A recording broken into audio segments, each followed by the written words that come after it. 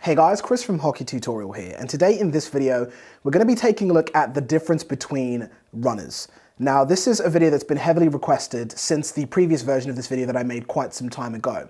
If you look at, online stores and various different companies that exist today or that have existed in the past, there is almost endless options of different skate blades or runners that you can pick up for your skates. So what is the difference between these brands? Because there was a period of time where runner manufacturers were sprouting up faster than brand new stick manufacturers. I didn't know what was going on, but there were so many and it was so difficult to try and figure out which one you should pick up for yourself. So that's what we're going to be touching on in this video. We're going to be specifically looking at Latex, which is a company who I've been using for quite some time now. And I'm going to be trying to shed a little bit of insight into some pointers or tips that I think every hockey player should know about skate blades. Let's jump into it.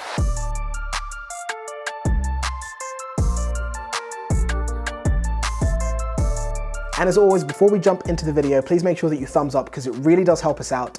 And a lot of you that watch our videos are not subscribed. It doesn't seem like it's a big deal, but thumbing up the video or thumbing up the video, sounds a bit weird, but you know what I mean. And also subscribing helps us out massively. It brings more eyes to the channel, it brings more attention to the video. So please go ahead and do that before we jump in. So now with runners, so many different options. Where do you begin? Now, when you look at the majority of skate blades that are out there, the way that you're able to decipher the difference between all of the different companies that exist in terms of which ones you should buy is based around essentially two different things, which is the quality of the steel and also essentially the shape or the height of the steel. Now, we can look at the different color options that are sometimes just cosmetical things that look pretty cool, but there are also color options that have performance benefits, which we'll touch on later in the video. But when we look at the first point, which is quality, what does that mean?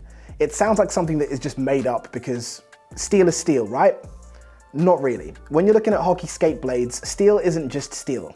What deciphers quality from not so good is going to come down to numerous things, but without getting too technical, I'd probably like to start with where the steel is sourced from.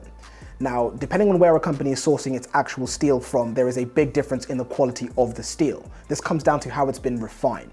Now, if that seems like it doesn't make any sense or it's a stretch because it's just a skate blade, a funny analogy that I could use is if you think about chocolate. So I live in the United Kingdom or England.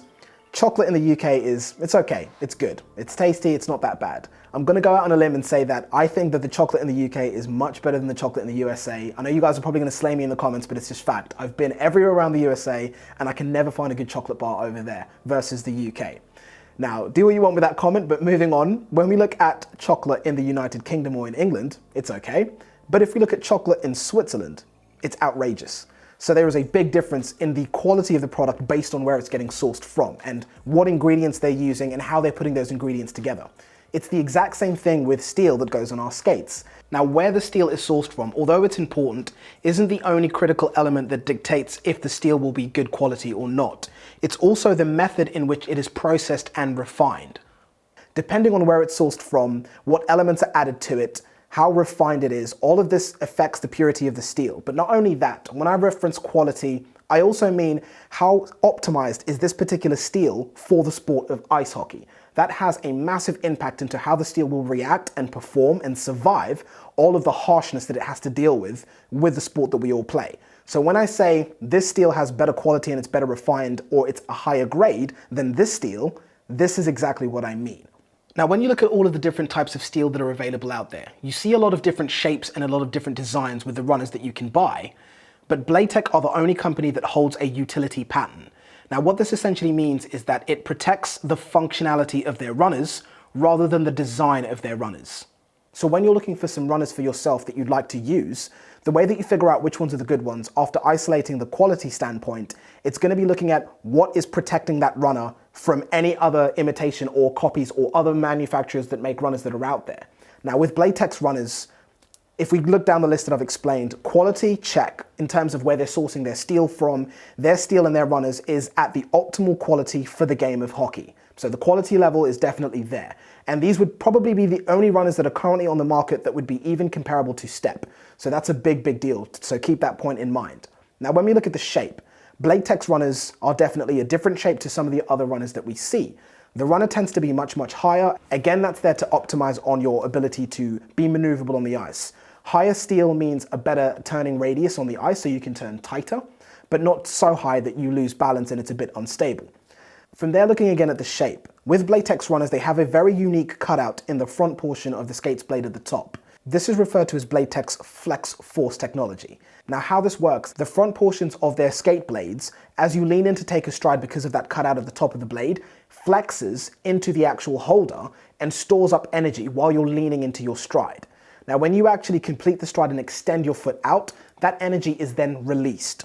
This is a very, very similar method to the way composite hockey sticks work. When you lean into that stick shaft, it flexes, storing up all of the energy. As the stick then unflexes, it releases all of that stored up energy into the puck. If we were to get a player that would take a variety of shots with a wooden stick versus a composite stick, you would find that with the wooden stick, the shots wouldn't be anywhere near as fast or as powerful versus the composite stick. That flexing and unflexing, or storing up energy and then releasing energy using that stick's shaft's flex, adds a lot more power and energy into the shot. So that's the major performance benefit of a composite stick versus a wooden stick. That same technology or that same principle is essentially being applied to Latex runners. That flexing and storing up energy of the runner and then unflexing and releasing that energy helps players to get a little kick with their acceleration.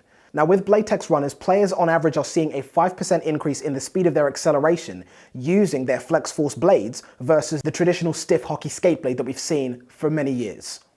Now, in addition to this, Latex flex force technology helps to absorb large impact forces while skating.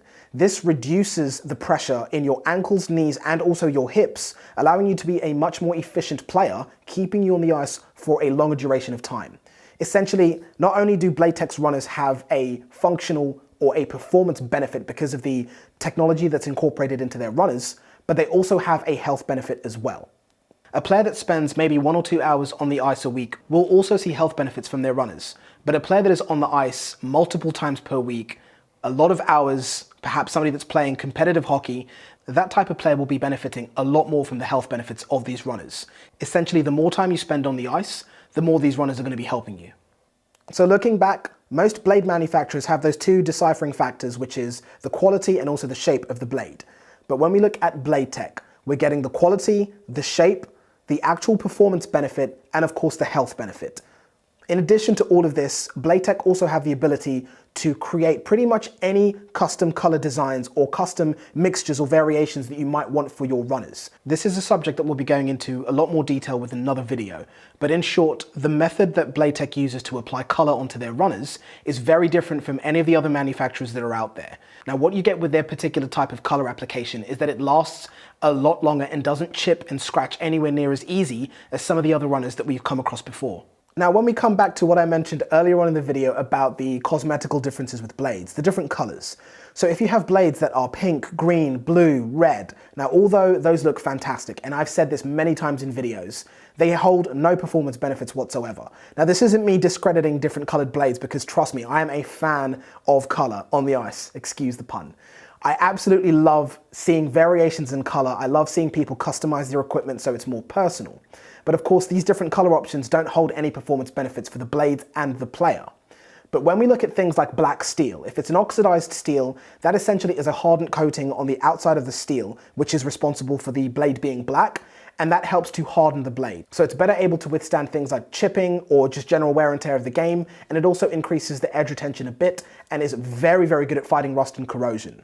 Now from there, when we look at the black steel that has like a chrome-like finish, which is normally referred to as a DLC or a diamond-like coating, this is very different to black steel, if it's just a matte kind of skin on top of the steel. If it has that chrome-like finish, what this essentially does is it increases the resistance of what the blade is able to tolerate. It essentially puts a stop to scratching, chipping, and essentially will mean that the blade will last probably twice as long as it normally would without having this coating applied to it. So the DLC coating that has that black chrome finish is a serious upgrade. You have extra edge retention, you'll be visiting the pro shop to get your skates sharpened way, way less. The runner will just be able to withstand a hell of a lot more on the ice than any other variation of skate blades that are currently available to date. But that's only if it's proper black steel.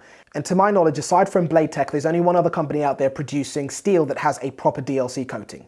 So hopefully this video has helped to show you the difference between all of the different skate blade manufacturers that are out there and what you need to be looking out for to be able to figure out which runners have an actual performance benefit that will aid your performance on the ice.